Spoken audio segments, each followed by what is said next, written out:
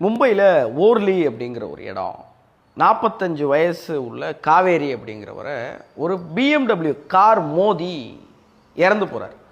மோதினதுனாலலாம் அவர் இறந்து போகல. அந்த BMW காரை ஓட்டுனது மிகிர் ஷா அப்படிங்கிற ஒரு 24 வயசு பையன்.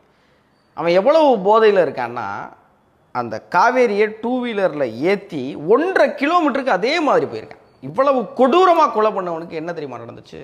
வெறும் 15,000 ரூபா கட்டி ஜாமீனில் 24 மணி நேரத்துக்குள்ள வெளியே வந்துட்டான்.